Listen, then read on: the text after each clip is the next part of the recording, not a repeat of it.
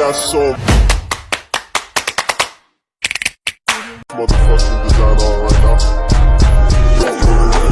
Assalamualaikum teman-teman, perkenalkan nama saya Nur Satya Zahra, mahasiswi dari STAI Duta Bangsa yang sekarang berada di semester 4 dengan jurusan Hukum Ekonomi Syariah. Jadi di sini saya akan menjelaskan tentang falsafah ekonomi Islam dan kebutuhan rasionalitas dalam ekonomi Islam mikro. Oke, di sini saya akan menjelaskan tentang latar belakang mikro terlebih dahulu.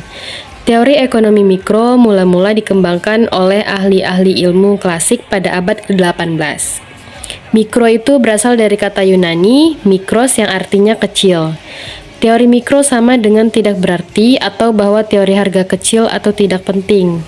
Ekonomi mikro membicarakan tentang unit-unit individu seperti perusahaan dan rumah tangga yang mengalokasikan pendapatannya untuk membeli barang-barang dan jasa-jasa yang beraneka ragam. Teori ini juga akan mempelajari ekonomi secara khusus. Maksudnya, membahas tentang aktivitas ekonomi dari suatu satuan ekonomi dari keseluruhan, seperti konsumen, pemilik faktor-faktor produksi, tenaga kerja, perusahaan, industri, dan lain sebagainya. Dan dapat disimpulkan bahwa ilmu ekonomi mikro merupakan bagian dari ilmu ekonomi yang mempelajari perilaku individu dalam membuat keputusan-keputusan yang berhubungan dengan aspek-aspek ekonomi. Individu dimaksud seperti konsumen, pemilik sumber-sumber daya, dan perusahaan dalam perekonomian pasar bebas. Oke teman-teman, selanjutnya ada falsafah ekonomi Islam. Filsafat ekonomi merupakan prinsip dasar dari sebuah sistem ekonomi yang akan dirancang dan dibangun. Berdasarkan filsafat ekonomi ini dapat diderivasikan berbagai misi dan tujuan ekonomi yang akan dicapai. Seperti prinsip ekonomi, tujuan konsumsi, produksi, distribusi, pembangunan ekonomi, kebijakan moneter, kebijakan fiskal, dan lain sebagainya. Filsafat ekonomi Islam didasarkan pada 3 konsep dasar, yakni filsafat Tuhan, manusia atau kosmis, dan alam atau kosmos. Di sini saya juga akan menjelaskan tentang 3 konsep dasar tadi. Yang pertama, filsafat ketuhanan adalah pemikiran tentang Tuhan dengan pendekatan akal budi, yaitu memakai apa yang disebut sebagai pendekatan filosofis. Lalu yang kedua ada filsafat manusia, adalah cabang ilmu filsafat yang membahas mengenai makna menjadi manusia. Filsafat manusia menjadikan manusia sebagai objek studinya. Dalam cabang ilmu filsafat ini, manusia akan mengajukan pertanyaan mengenai diri mereka sebagai manusia. Dan yang terakhir ada filsafat alam atau dari bahasa Latin philosophia naturalis, adalah istilah yang melekat pada penelaahan alam fisik sebagai lawan dari alam metafisika yang umum dikenal sebelum berkembangnya ilmu pengetahuan modern, setidaknya sejak era Aristoteles hingga abad ke-19. Filsafat Islam terdiri dari 2 kata, yaitu filsafat dan Islam. Filsafat adalah ilmu pengetahuan manusia yang didapatkan melalui proses berpikir kritis maupun radikal, yaitu berpikir secara mendalam sampai pada akar-akarnya, sehingga didapatkan makna yang sesungguhnya. Dan Islam artinya menyerahkan diri kepada Allah dan kemudian akan memperoleh keselamatan dan kedamaian.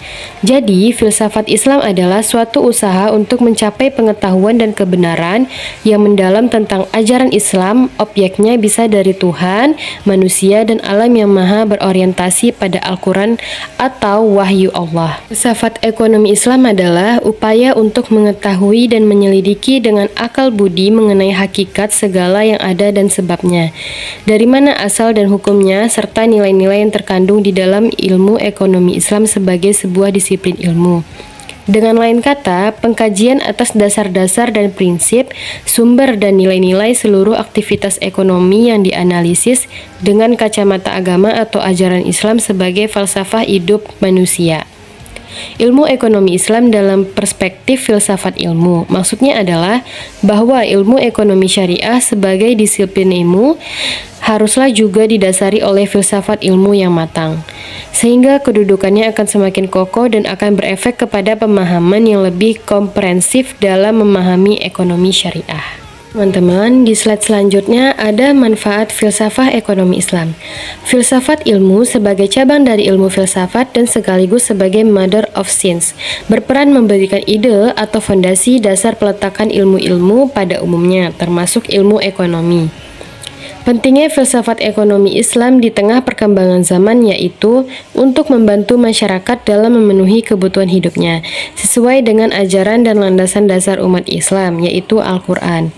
Dengan adanya filsafat ekonomi Islam dalam kegiatan ekonomi akan menciptakan ekonomi yang teratur dan tidak bertentangan dengan ajaran Islam. Ilmu ekonomi, khususnya di Indonesia, harus dikembangkan dan mempertimbangkan aspek moral dan etika yang berlaku, sehingga dalam implementasinya dan penerapannya tetap menjunjung tinggi harkat dan martabat manusia yang bersifat jujur dan transparan serta menjaga keseimbangan serta kelestarian lingkungan alam.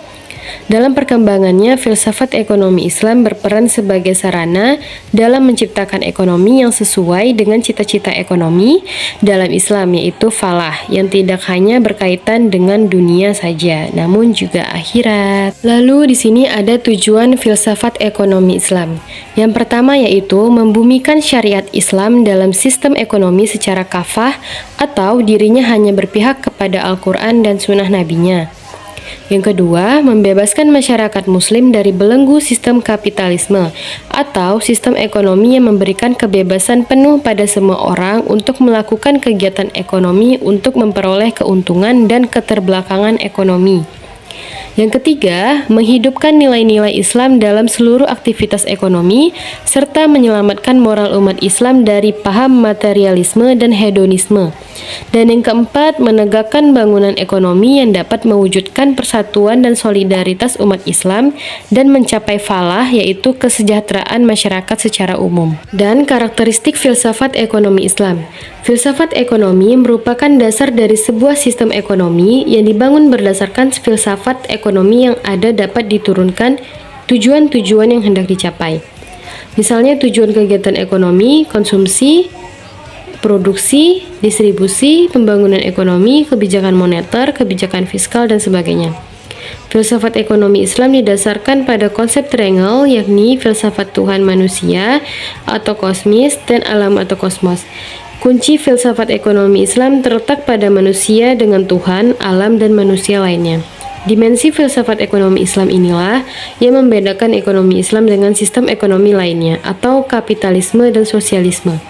Sistem ekonomi kapitalis lebih bersifat individual, sistem ekonomi sosialis memberikan hampir semua tanggung jawab kepada warganya. Oke teman-teman, selanjutnya kita akan masuk ke materi kebutuhan dan rasionalitas dalam ekonomi Islam. Rasionalitas atau serapan dari bahasa Latin rationalitas adalah suatu pola pikir di mana seseorang cenderung bersikap dan bertindak berdasarkan logika dan nalar manusia. Rasional juga diartikan adalah yang bisa dilakukan dengan hal yang ada. Gagasan atau ide berpikir rasional memiliki keterkaitan dengan cabang ilmu filsafat. Pemikiran rasional terjadi dengan mempelajari cara berpikir menggunakan logika secara lurus, tepat, dan teratur. Rasionalitas diartikan sebagai suatu konsep normatif yang mengarah pada keyakinan seseorang dengan alasan seseorang dapat percaya dan bertindak. Namun, istilah rasionalitas cenderung digunakan secara berbeda dalam berbagai disiplin ilmu, termasuk diskusi khusus ekonomi, sosiologi, psikologi, biologi evolusioner, dan ilmu politik. Argumen yang dibangun dengan memenuhi kaidah logika yang ada dan dapat diterima akal, maka ini dapat disebut sebagai bagian ekspresi rasionalitas. Rasionalitas adalah kualitas atau keadaan menjadi rasional, yaitu berdasarkan atau sesuai dengan alasan. Rasionalitas menyiratkan kesesuaian keyakinan seseorang dengan alasan seseorang untuk percaya dan tindakan seseorang dengan alasan tindakannya. Rasionalitas sering dijadikan asumsi perilaku individu dalam model dan analisis ekonomi mikro dan muncul hampir di semua penjelasan pembuatan keputusan manusia yang ada di buku pelajaran ekonomi. Ruang lingkup rasionalitas. Yang pertama yaitu ada self-interest rationality. Rasionalitas kepentingan pribadi atau self-interest rationality merupakan kecenderungan seseorang yang bergerak berdasarkan kepentingan pribadi bersifat material atau individu dengan asumsi bahwa orang harus berupaya mengejar apa yang menjadi tujuannya. Kepentingan yang dimaksudkan tidak harus nominal atau materi lainnya. Lalu yang kedua ada present aim rationality. Rasionalitas tujuan saat ini atau present aim rationality merupakan kecenderungan seseorang yang aksiomatis tidak berasumsi bahwa orang harus selalu bersikap mementingkan dirinya sendiri, melainkan orang melakukan penyesuaian preferensi selang waktu dengan prinsip tertentu. Contoh tindakan rasional dilihat sebagai berikut. Pertama, seorang penjahat yang diadili karena kejahatannya. Yang kedua, seseorang harus belajar agar pintar. Yang ketiga, seseorang diberi hadiah karena sudah menolong orang lain.